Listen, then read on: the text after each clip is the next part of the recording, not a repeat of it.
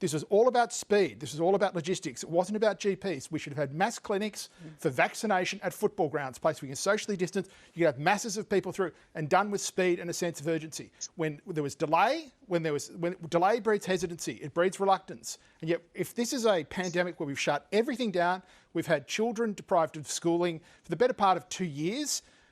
I mean, we need a sense like a sense of wartime urgency, and it's just not there, and it's never been there, and it's just it's a symptom of the fact that we have in all of our parliaments at federal and state level people who've played the political game, who've never run anything, have no idea about how hard it is actually to do, to borrow Klaus Witz's phrase, you know, in war, things are simple, but the simple things are difficult. This is actually difficult. This should have all been war gamed in January. And can I just say one thing? General Fruin was being attacked in the media. I'm sorry, the military is the only thing we have in Canberra that can run anything. He has come in as a 3-star general to try and rescue this situation where everyone else has completely screwed it up. This country will end up owing an enormous debt to General Fruin. Why we needed to militarise it, which is, I think, is what you're saying. Because no one else can run anything. Right, but think through the consequences of what you're saying. We should be pushing and pressuring ATAGI and the TGA. We know the Prime Minister is currently under political pressure because people are unhappy, people are angry. It's becoming like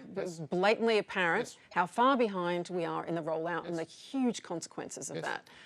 So if he's under political pressure and wants ATAGI to be shifting their advice so more people get vaccinated, that's not how you want medical advice to be run. Is AstraZeneca more dangerous in Australia than in the UK? Is it more dangerous in other parts of the world where it's been used? No, but that's a separate question. No, but it's not. This is a wartime urgency. Where is the sense of urgency? If it's that important, then you'll say, we'll use this, we're going to run risks and we'll indemnify the doctors, we'll indemnify the states, but it's this important because we've shut everything down. If it's not that important to do that, if it's not that important to indemnify people, then don't shut things down because you're telling people two completely different things. And that delay, that confusion creates hesitancy, and you have every crank, every weirdo, every anti-vaxxer coming up and supplying and filling in that void.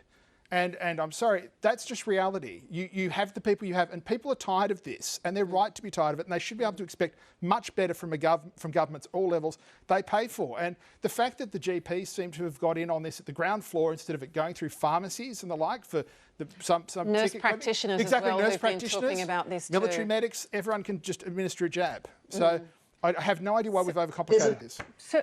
There's a very good reason. There's a very good reason why it started in general practice in medical context, because it was a new vaccine. We didn't know what the rate of anaphylaxis would be. We didn't know what the rate of acute adverse reactions would be. You had to have medically trained people. GPs have been the mainstay of our vaccination programs for decades. We already had the logistics set up to be able to deliver vaccines. The other problem was that we were dealing for the first time in decades with a multi-dose vial, so people had to be brought in batches of 8 or 10 for the AstraZeneca vaccines, and we had to have the logistics of being able to observe people for 15 to 30 minutes after their vaccine. Is not as simple as rocking up to your local pharmacy, having your shot and getting on with your shopping. And pharmacists are going to have to look at their logistics of how they But they do that in the US. In the US, it's done through pharmacies. I mean, is everyone else in the world doing it the wrong way? So when the US does it through pharmacies, is that wrong? Is that negligent?